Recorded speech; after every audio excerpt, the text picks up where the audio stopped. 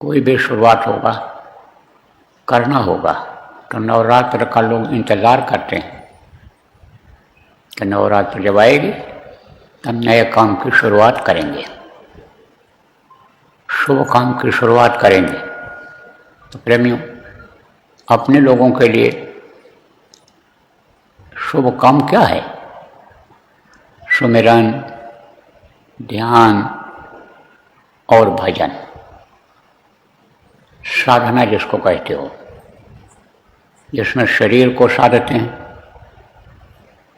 और मन को साधते हैं। तो साधना करने के लिए, शिविर लगाने के लिए पहले भी कहा गया था, कुछ जगहों पर लोग शुरू कर दिए, चल रहा है, लेकिन जहाँ नहीं चल रहा है, कम से कम 9 दिन का तो आप लोगों को शिविर लगा ही देना चाहिए। सब जगह लग सकता है, आश्रमों पर जहाँ रोज ध्यान भजन होता है, सुबह शाम उसी का टाइम बढ़ा दिया जाए, 2 घंटे के बजाय 2.5 घंटा कर दिया जाए, जरूरत पड़े 3 घंटा कर दिया जाए, सुबह और शाम का। तो दिन में गर्मी भी पड़ती है, बैठने में बड़ी दिक्कत होगी, और दिन में आदमी अपना काम भी कर लेगा। इसी तरह से शहरों में भी अपने सुविधानुसार, समय के सुविधानुसार, जहाँ जहाँ आश्रम हैं, जहाँ जहाँ कार्यालय हैं, जहाँ जहाँ सत्संगी हैं, सुबह शाम में कर सकते हैं। मोहल्ले में अपने जहाँ ज़्यादा सत्संगी हैं, गाँव में जहाँ ज़्यादा सत्संगी हैं, वहाँ भी सुबह शाम हो सकता है। दिन में अपना काम कर लें, नौकरी करियाओं में खेती का काम कर लें, दुकान कर लें, और सुबह शाम बैठें। तो कम से कम 2.5 घंटा, 1 घंटा ध्यान और 1 घंटा भजन, 2 घंटा ये हो गया, और 15 मिनट सुमिरन में लगेगा सुबह के समय, और प्रार्थना होगा।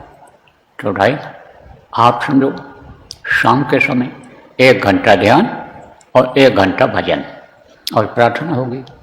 तो इस तरह से यानी समझो कि शाम को भी 2-2.25 घंटा हो जाएगा, और सुबह भी कम से कम 2.5 घंटा हो जाएगा। कोई गाँव में ज़्यादा समय रहता है, 3 घंटा भी बैठ सकते हैं। देर तक बैठने में ही मन रुकता है।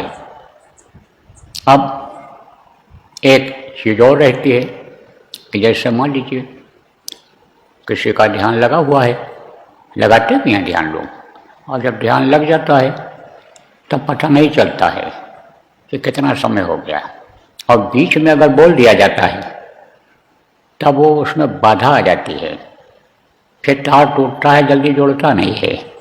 इसलिए एक सलाह ये भी आपको दी जा रही है कि एक प्रार्थना बोल दीजिए सुबह के समय, और उसके बाद में कह दीजिए कि भाई सुमिरन कर लो, और सुमिरन खत्म हो जाए तब ध्यान लगा लो।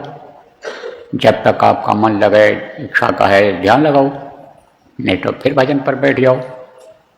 कुछ लोग उसी में 2 बार भी कर सकते हैं। मान लो तकलीफ हो गई पैर में, तो भजन बैठ जाएंगे, फिर ध्यान लगा लेंगे, और जब खत्म होने को हो तो उठा के प्रार्थना बोल करके और छुट्टी कर दिया जाए। तो सब जगह हो सकता है। शुरुआत जहाँ नहीं हुई है तहाँ शुरू कर देना चाहिए।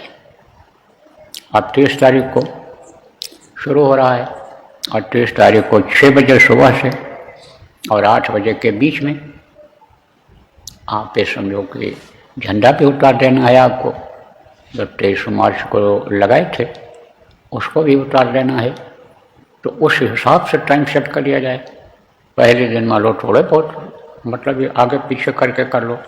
तो इस तरह से देखो, यानी शुरुआत कर दो अपने अपने स्थान पर। सब लोग जो पहले ऐसा आप नियम बनाए थे कि एक जगह साधना शिविर लगेगी और पूरे जिला के लोग वहाँ जाएं, पूरे तहसील के आ जाएं, पूरे आप समझो आस पास के आए, ऐसा ना रखो आप। उसमें सब लोग नहीं पहुँच पाते हैं।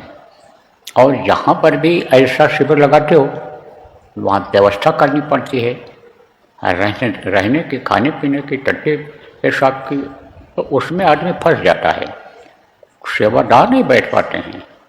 और इसमें रहेगा आए और चले गए। शहरों में भी आप देख लो, जिसके यहाँ जगह हो, एकांत हो, सुबह जब जल्दी कर लोगे तो कोई बाधा नहीं रहेगी, कोई आवाज़ भी नहीं आएगी। बहुत से लोग ऐसे भी हैं कि जिनके पास बहुत जगह है, धार्मिक हैं, जब कह दोगे आप कि साहब बैठने के लिए हमको दे दीजिए और हम ध्यान भजन पूजा करेंगे, साधना करेंगे, चले जाएंगे, दे देंगे लोग जगह दे देंगे। पार्क हैं, पार्कों में भी जहाँ रोक नहीं है वहाँ भी बैठ करके किया जा सकता है।